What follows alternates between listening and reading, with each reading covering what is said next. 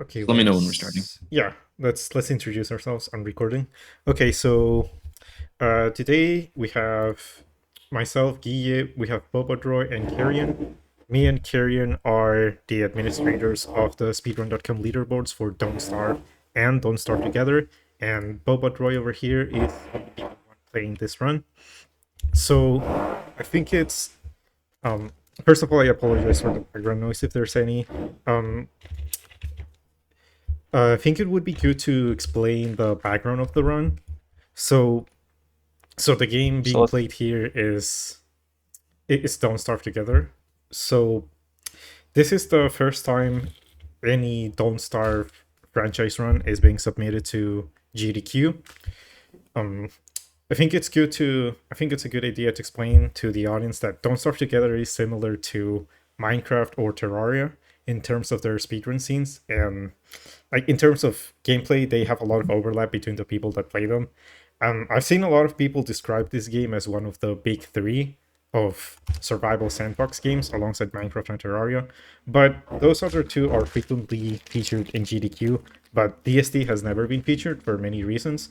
It has it's had a bit of a tumultuous speed scene, but recently, like the community has been a lot more organized, and this is the first time we're submitting a run. So the I think we should explain the category being run here. I'll talk about the category. Mhm. The category we're doing is all the classic bosses. So all the classic raid bosses that were first introduced to the game is what we'll be killing, and the sets or the seeded or set seed category. So it's a world that I have prior knowledge to, meaning that I know exactly where everything is. Normally, worlds in Don't Starve Together would be randomly generated, as is the case with other games in this genre, like Minecraft. But in this case, as a marathon run, we're obviously going to be seeded, so the runner Bobot knows where everything is, and this is going to be much faster than if it was a randomly generated run. So I think we should start. As you can see, We can begin now. as you can see, there are 18 characters. So can you explain why we pick the character that we pick? Okay, so Wolfgang is basically a speedrun favorite for the fact that he can obtain double damage and it's very easily accessible, and also a few other perks like carrying heavy objects without a speed penalty, which there are several in the game and ones that we have to assemble in this run, and this just makes this process way faster. And he's basically known as like the quintessential Don't Starve speedrun character. Pretty much, yeah, double damage good. Hmm. Okay, what are we doing right now? Okay, so at first, this is just the start of the run. We're doing collecting basic resources, and one of the many set pieces we got in this run, which is like a random generation that could spawn in this world if we get lucky. And this run was in this seed, which I'm assuming you've guessed wasn't found manually, but rather uh, through several like servers and stuff was generated. So like this world is going to be way more like absurd and crazily generated than most random seeds. As you can see, I got another boon giving me rope, which is also a resource I'll be needing later. This first section, we're mostly doing resource gathering, as is the case in because this is first and foremost a survival game. But thankfully, since we know exactly how much we need of everything, we only take what we need.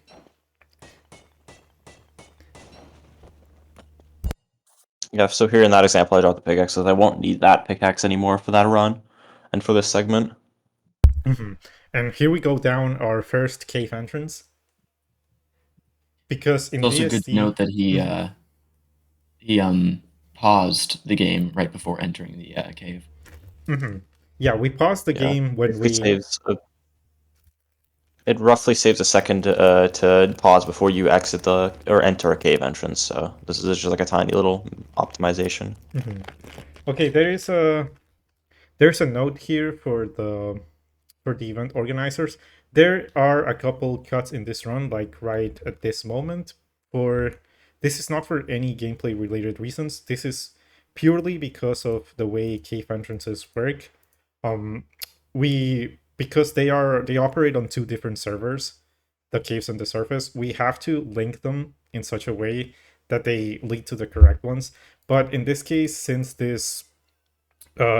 we didn't have time to do this process before the submission, there is simply a cut here that takes us to the correct cave entrance. This is not in any shape or form related to gameplay, and this wouldn't be an issue in a real run because we would have time to link the correct cave entrances.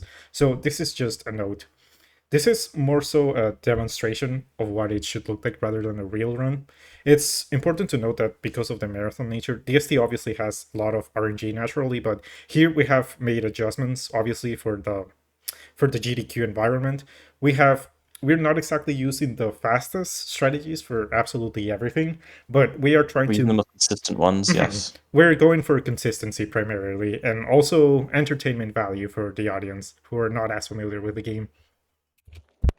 Yeah, so even though this is faster than even your normal seeded run, any seeded or unseeded run of this nature is using strategies and methods that would be very possible to be used in a real Yeah. run. It would just take a bit longer. And as you can see, I picked up another very powerful boon called the Night Hunter, giving us armor. The mole hat or moggles, which gives us like permanent night vision, we can see around, which is very useful.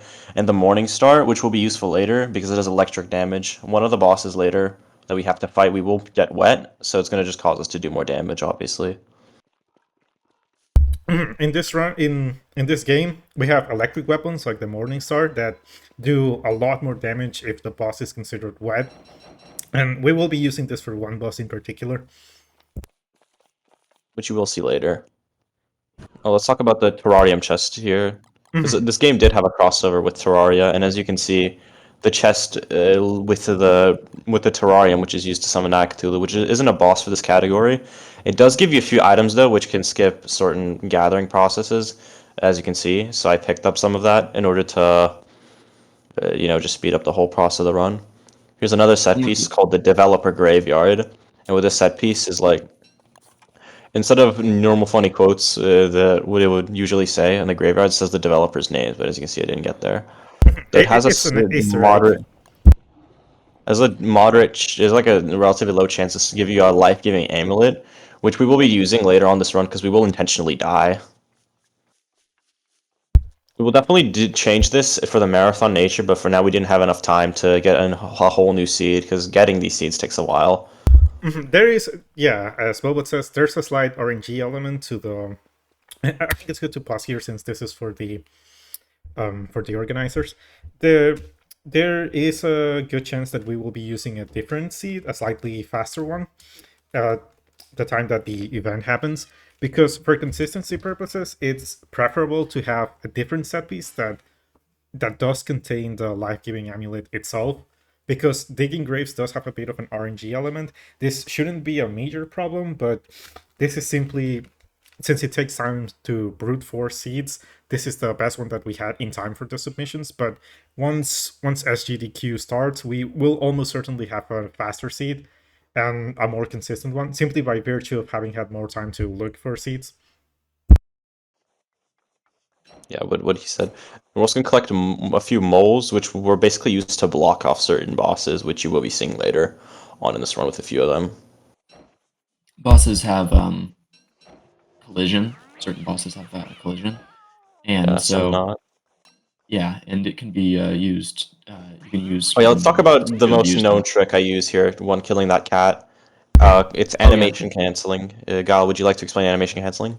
Yes, so normally the attack animation in this game is 14 frames long, but the last two of those frames at 30 frames per second are recovery frames. And DSD, unlike the single player Don't Starve game, it actually lets you cancel your attack animation at basically any point and for any reason. Even just movement cancels it. So animation canceling is fairly simple. You just cancel the attack animation before the recovery frames after you land the attack. So you skip the recovery frames, and this isn't a massive boost to DPS, but It's in noticeable. a speedrun, it absolutely adds up, and there's no reason not to do it. So you will be Good seeing job. a lot of variations how Boba does it, because there are multiple different ways to do it that have pros and cons for different fights. Yes, and in this scenario, as you saw, I used what most people like to prefer as stutter stepping, where I move to cancel the animation. But most of the time, you will see me just unequip and re-equip weapons, and similar things to that. And yeah, as you can see, I made a watering can, and also certain structures, as you can see. The one is used for the boss that we will be making wet later.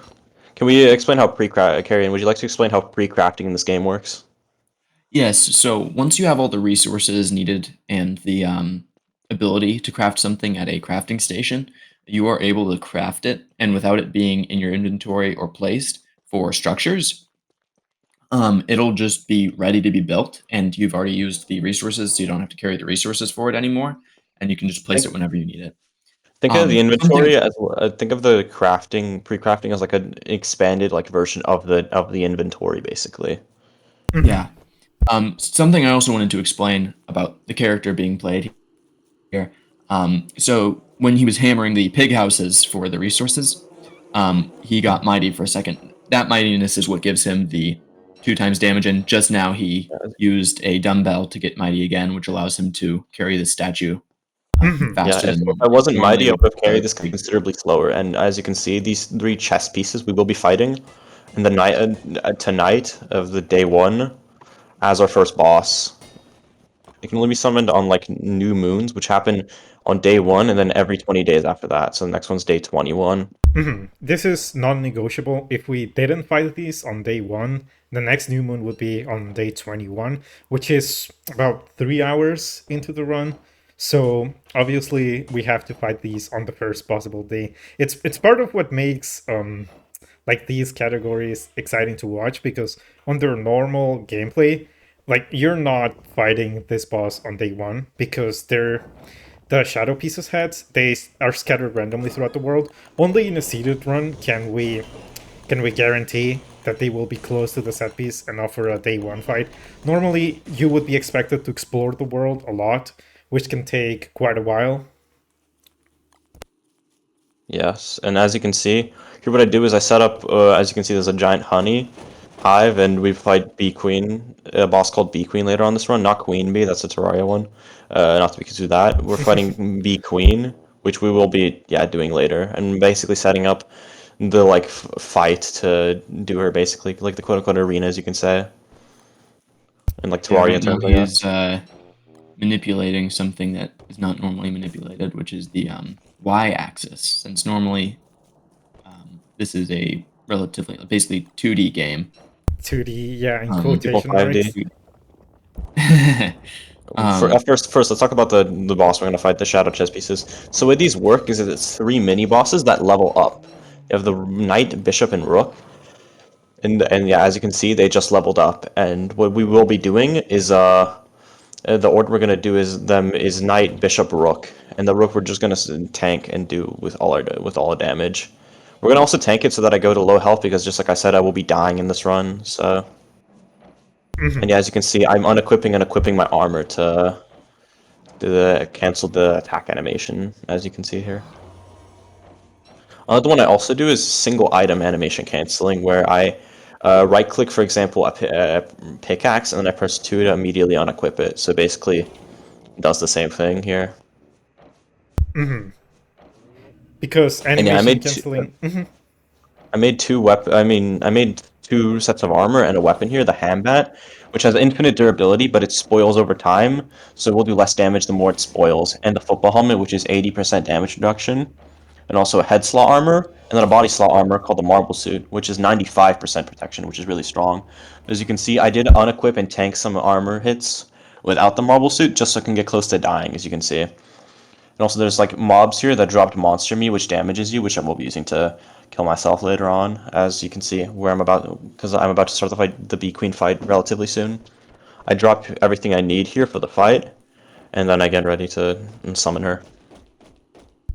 when when players die in DST, they become ghosts, and as a ghost, you're either expected to be revived by another player, or you can revive by haunting a life-giving amulet.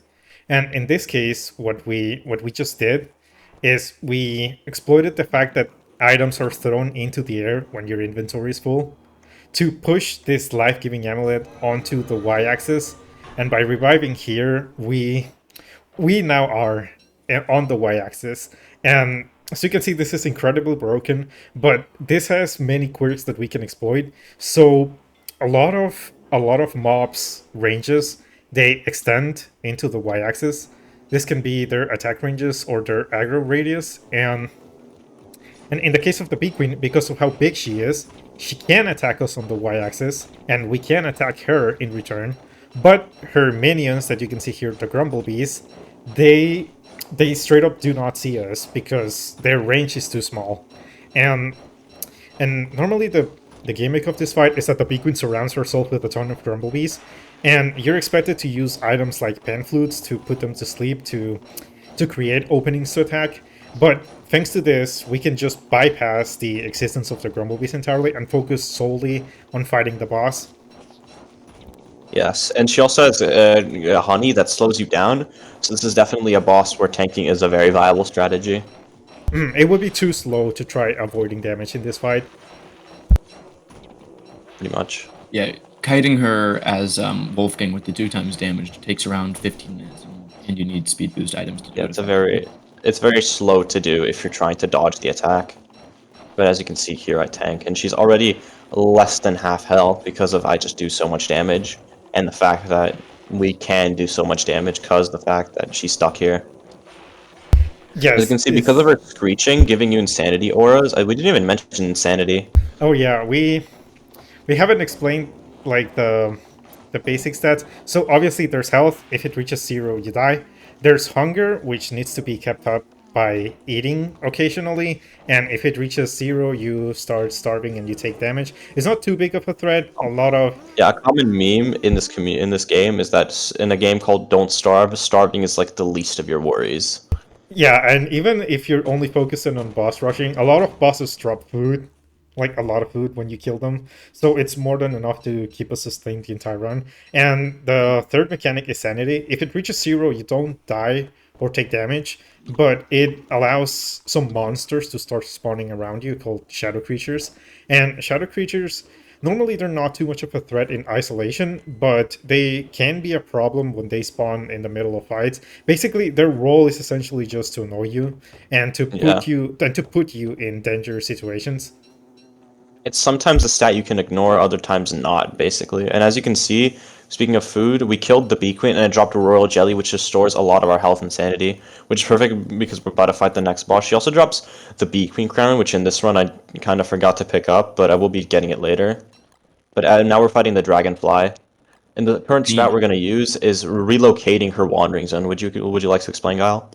Yes. So the dragonfly has a spawner where she will always appear, but then she also has a wandering radius, which is where she will fly randomly to make her seem more natural. But this wandering radius can actually be extended or also relocated when certain actions are taken, such as putting her to sleep, which we're doing here using the pamphlet. And using this, we can untether Dragonfly from the lava ponds that spawn near her spawner. And these lava ponds are Okay. a crucial part of the fight because Yes. once we damage her a little bit, she will begin spawning annoying little minions called larvae, which will chase you down. Basically, what this And means is she cannot see the lava, and basically the reason why I place these walls down here is to basically block them off, because they'll try to attack me, but not realize the wall is in the way, as you can see there. And also, what you saw earlier is I knocked her down, because if you do a quick burst of damage in succession, she gets knocked down, and yeah, she basically gets stunned and lets you do a bunch of damage in. And yeah, as you can see here, a nightmare creature got in my way and is pretty annoying. As Gal said, they're basically there to just annoy you. But now, just like I said, I also tank here. The lava don't move away, and I die to them. They're like yes, really annoying. They do constant fire damage, and most people either freeze them or just ignore them entirely. yes, it's very important to stay in one spot here because since we're only using 6 walls, like a tiny strip to block the lava out, if we were to step back only a little bit, they would like stop being in attack mode and they would enter pathfinding mode, which would essentially make them go around the walls and attack us, and that would very likely result in us dying. Lava are very Yeah. fast, they have quite a lot of HP, and because they Also, spawn. Mhm. as I was saying, yeah, the reason why I put her to sleep there at the end is if her all her lava pop, she has a chance of enraging, and she basically turns into like a super buffed form of herself. XP doesn't summon the lava. That's not worth fighting, and I just put her to sleep here. And as you can see, I did knock her down a second time, and now we're doing the second wave of lava. So yeah, she's about There's to a die minute-long relatively soon. cooldown on being knocked down, and after Yeah, the first time she's knocked down, it as you takes can more damage to knock her down again. Yes, as you can see, see, a lava Alave got through. accidentally. Yeah, but then I ended up barely killing her in time. So there's something you wouldn't notice here, which is that she spawned Lava twice. So Dragonfly has three specific thresholds of HP where she will spawn Lava, so there's three Lava phases. But thanks to this strategy, we do just enough damage that we skip a Lava phase entirely. So this is very carefully planned out. And also something we didn't explain, I think, is that Dragonfly is the only boss against which we can use this strategy Oh yeah, with the we were talking Watering about King. the wetness. Yes, go on. Yes, so only Dragonfly has a wetness mechanic. Other bosses will only get wet if it rains. That is the only way other bosses can get wet. Dragonfly has this wetness mechanic because of the enraged mechanic that Boba Droy talked about. So normally you would be expected to either put her to sleep or throw items like water balloons or use the watering can on her to get her to a threshold of wetness that will extinguish her enraged form because she gets all You can fiery. also use the ice staff on her. Yep. Also the ice staff. Also, as you can see here, I wait until morning just so this moleworm can go into its burrow, so I can dig up the burrow and take the moleworm. Because if I were to whack it with a hammer, which would normally let you pick it up, it would kill her because Wolfgang does so much damage. It would kill the Yeah, moleworm. Moleworms have 30 HP and a hammer does 17 damage. So as other characters, you don't have to worry about killing the Moleworm. You can just whack it with a hammer and it lets you pick it up. Wolfgang has this downside where because he does 2 times damage, he's unable to pick up Moleworms with a hammer. So unfortunately, we have to waste a bit of time there in order to pick it up. Yeah, somewhat of a pace lock even, but that's fine. As you can see here, I didn't locate the correct sinkhole, so I just cut. Unfortunately, it just cut here. Yes, here's another cut because of Yes, issue with the... here's another very important bug I do here. The gem clip. Would you like to explain it? Yes, so this is a recent discovery by, I believe it was Hatchlander A that discovered runner, it. yes, Hatchlander. Yes, uh, so when you enter this item called this structure called the Mighty Gem, which Wolfgang can make, it's usually used to increase your mightiness. But when you enter this structure, your collision gets disabled, and the developers didn't catch this oversight where if you use an emote on the gym, you get off the gym, but the game doesn't set your collision back. So it's essentially a sort of no-clip bug where we can now freely traverse the abyss of the caves, or this is like the equivalent of out of bounds in this game. And Yeah. this has multiple other minor uses because since we don't have collision, it means we You don't will, collide with bosses. which you will be seeing later. But for now, I would like to talk about why we're going near these spiders. We need to collect the pulse fragments to summon the final boss, the Ancient Fuel Weaver, which is this like skeleton sort of being. That's why we kill the shadow chest pieces as well. So we get this heart, which we also use to summon him. I already have 5, and I need a total of 8. Also, let's talk about skill tree. This game has certain skill trees. Not every character has one already, but the main perks that are noticeable here are you have a 15% chance to instantly mine or chop something, which you will be seeing in later on in another boss. The leg day perk, which gives us 10% speed when we're not mighty, which was good for the very early game exploration, and the shadow and the lunar alignment, which basically lets us deal 30% more damage to shadow aligned mobs, which you will be seeing soon because we've already killed one shadow aligned boss with the shadow pieces, and there will be 2 more, which we will be fighting soon enough. Yes, since we're only running the classic bosses, this only includes bosses in the Shadow questline. So there's no reason not to pick Lunar Alignment, which makes us do more damage against Shadow bosses. As you've probably already guessed, there are also Lunar bosses. These are part of the other questline this game has, the Lunar questline. But I don't think we should be going over it too much. As you can yeah, see, I'm about to fight another boss, the Ancient Guardian. This one's a very simple boss. It's basically you can knock him into the pillars in order, as you can see, I stand in the pillars because I don't have collision, to stun him and do a bunch of damage. This is a boss that drops really fast as Wolfgang, but here's the thing: we don't actually end up killing him, as you can see, because this is a seeded world and we have this crazy world. Another boss that usually spawns way further away from him spawn right next to him, which we will be using later. But for now, we're gonna get him into the Ancient Guardian to a second phase, which summons Shadow Tentacles, and we'll be fighting him relatively later. But for now, we're just gonna ignore him, and you'll see why soon Yes, enough. this is an incredibly rare world generation where so the caves are divided into caves and ruins, which are usually kept separate. And one of the bosses we're going to fight right now, the Toadstool, it spawns in the cave segment, while the Ancient Guardian spawns deep into the ruin segment. This is an incredibly rare world generation where they spawn within range of each other's arenas. So basically, we can pit them against each other. Yes, and the Toadstool is one of the harder bosses this run because he. Dragonfly already took a bit, but Toadstool basically has nearly double the health of Dragonfly. He's like one of the second highest bosses, Hello, with the second highest health pool in this game, followed up by his Misery version, which has twice the health. So this guy has 100,000 health. This guy's 50k health, Misery Tools is 100,000. For reference, the highest amount of damage a weapon can do in this game early on is 68, so this guy's a lot of HP. And as you can 68 see, what is I was not talking usually. about the no clip from earlier, I can basically stay on top of the boss, and he summons like little bombs, and I can just go inside of him and dodge those. Another good thing you'll see with the Bee Queen crown is sometimes during this fight he has a very big insanity aura, and because it's sitting right on top of him, yeah, right here, what the Bee Queen crown does is reverses every negative insanity aura. So instead of me losing sanity here, which would usually be happening, because I'm wearing the Bee Queen crown, I gain sanity. As you can see, I gain a bunch here. And as you can Yes. see, we will be pitting these two against each other because the way the Ancient Guardian Shadow Tentacles work is they don't despawn, and they will like over time basically be like a very good source of DPS, which is very good for this fight because he has a very big chunk of health pool, and we will need to take it down fast. And as you can see, from one of those chests we got near the Ancient Guardian's arena, I got a pick slash axe, not the pickaxe axe from Terraria. But basically, I use it to chop these trees, which, as Wolfgang, they only take 5 swings with this item, and for reference, a normal character with this item would take like 8, so that's also another very good perk. And as you can see, I'm also critical hitting the trees, which makes me just chop them faster. And yeah, I need to chop these trees because Toadstool will gain like a bunch of armor and damage and be faster. He just gains a bunch of buffs, and you basically are required to chop those trees.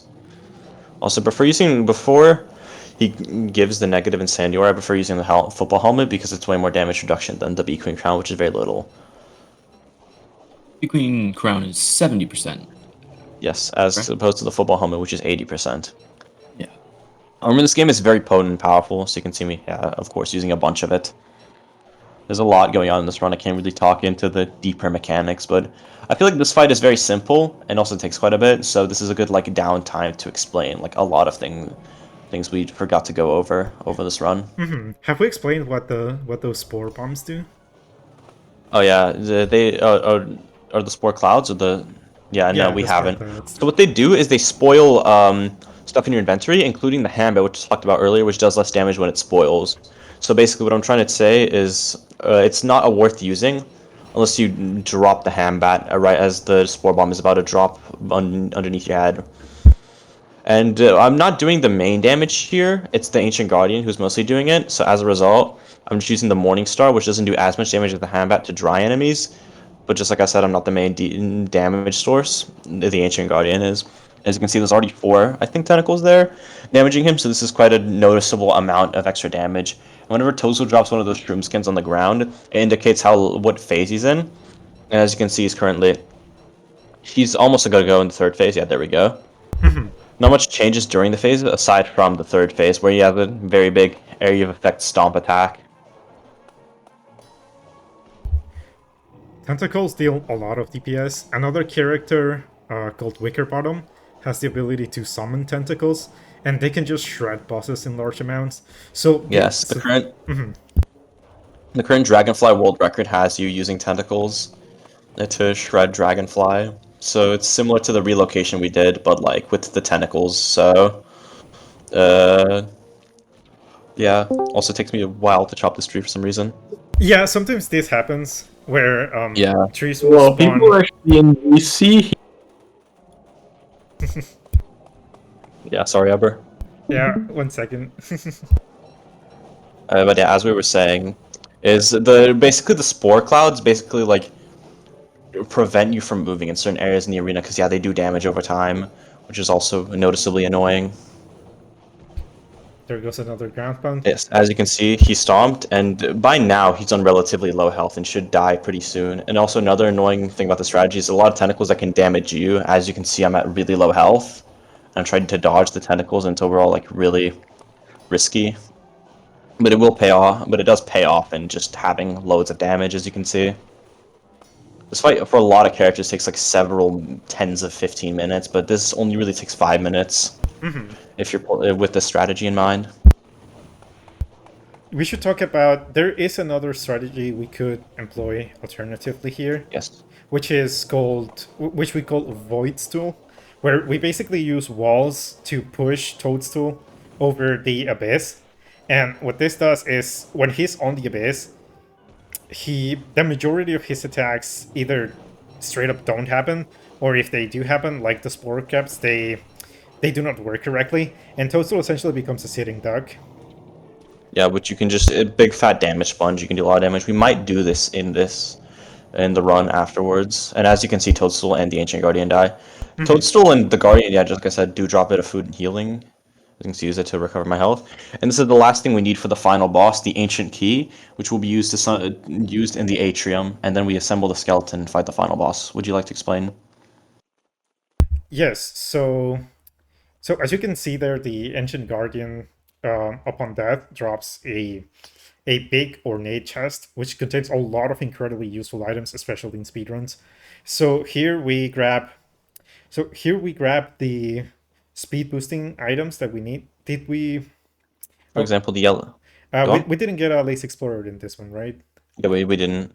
But yeah, as you can see, we got a Magiluminescence or Yellow Amulet. It's easier to say Yellow Amulet or Magi, which boosts our speed temporarily, or literally boosts our speed by like 25%, and gives us a bit of a light radius, but it doesn't matter because we have the Moggles.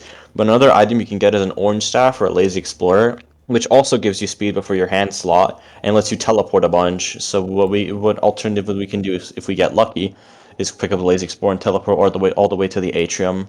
And the atrium tends to usually spawn near the ruins as we're traversing right now. We're traversing nearby the ruins. But what the intended way to get to the atrium is by getting to Tentapillars. There's like pillars nearby the caves, which you get, and it's basically like RNG and really hard to do. So we basically do the node clip to get into the atrium early. As you can see, we are currently in the atrium and close to the final boss. This way we take advantage of the way the atrium generates to bypass how we're actually supposed to get here. And Yes, and it's also certain obelisks that only let you walk past if you are or aren't insane, and because we don't have collision, we don't need to worry about those either. I mean, because of the fact we're void walking, we don't need to worry about them in the first place, which that makes this bug even more strong. And as you can see, Yeah, I'm about to summon the final boss here. this Would boss you can like to only be explain the summoned in this strategy? arena. Yes. Would you like to explain the strat of the final boss I'm about to do? so this is a very interesting application of the no clip bug. So using the mole so mole worms are special for speedruns because their collision is just incredible. They pretty much overpower just about any other entity in the game in terms of collision. Like nothing can cross through them. They're essentially living walls that bosses cannot destroy. If you try to block the Ancient Field Weaver using like a regular wall, it will just trample it over. But in this case, as you can see, it gets stuck on the Moleworm, and using the gym clip, because we don't have collision, we can lose his aggro because he won't aggro on players outside the arena, while keeping him in place with this Moleworm. As you can see, we just put it to sleep, so it doesn't move. And we're essentially in a perfect position where the boss is unable to cast any attacks, because Field Weaver will not use any of its attacks, not even its special ones, if it is not aggroed onto the player. Right now, what it is trying to do is it is trying to play out an animation where it walks back to the ancient gateway and it takes out the key and it disassembles itself. But we're taking advantage of this, and it essentially can't fight back. And it's essentially Yeah. just this for the entire fight. Here we skip one of the most difficult encounters in the game. This is a very yep, yeah, that's the end of And the run. that's time. Wow. So what he was trying to say is our moleworms are omnipotent gods. This would normally be a very taxing fight in both skill and resources, but this lets us bypass probably the most Yeah. expensive fight of the run if we were And as you doing can this. see, because of the lunar alignment, I managed to do the fight in just under one dark sword, and I did 177 damage, which was quite a bit. But that was the run. Yeah. This is roughly what we would do in Games on Quick. Yep, just under half an hour. Yes. 29 minutes and 1 second.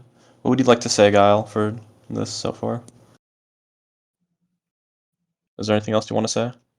Oh yeah, as I mentioned earlier, just by virtue of being a of just by virtue of having more time to seed hunt, we would most likely use a slightly faster seed when the time comes.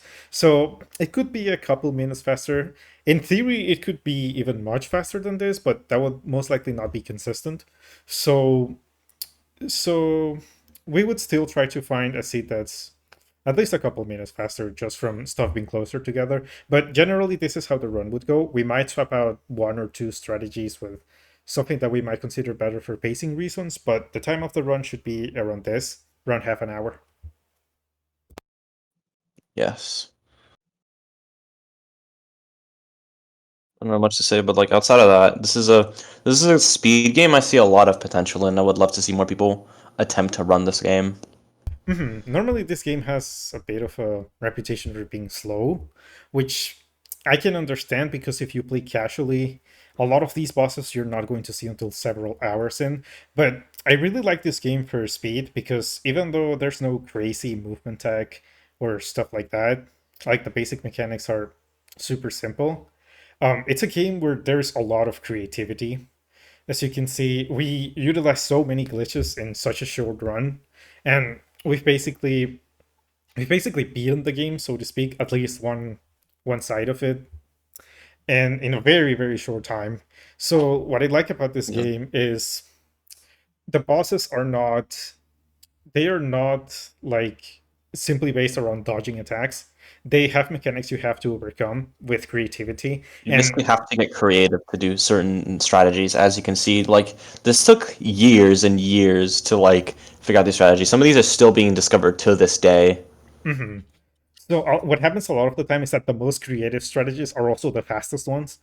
So it results in like it's very cathartic to play because it's like you're outsmarting the bosses in order to earn your wins instead of simply being about Yeah, the mechanical best players in skill. this game aren't always like the best mechanically, but also ones that are most that know a lot internally of the game and how it's mechanic and the way it works, not just overall mechanical skill. And also similar world gen stuff, in like other speed games like Mario and Terraria, just like overall decision making is the difference maker. I agree. Is there anything Carrion wants to add? Yeah, I would say there's one of the great things about running this game is how accessible a lot of the bosses are. There are Yeah, certain qualifications you need to fight bosses, but when it comes to like actual planned out speedruns, um, the ones that actually have requirements are it's pretty easy to be able to access them anyways. And for a lot of the other ones, there aren't any of those qualifications. Like Bee Queen, all you need to start it as a hammer, and for Dragonfly, all you need to do is walk up to it, and you're able to access these bosses very quickly in the first day, second day, extremely much. consistently. The only boss that has some sort of a RNG bottleneck, as you can see, was the Ancient Fuel Weaver because we need to summon one of the bosses on the night of day one. Yeah, but in seeded runs, that's really not a problem at all. Exactly. Okay, so I think that's a good note to end this run. So thanks for watching, and yeah, we hope you enjoyed our submission. Um, hope DST manages to make it into Summer Games Done Quick this year. We had a lot of fun writing this and recording this demonstration.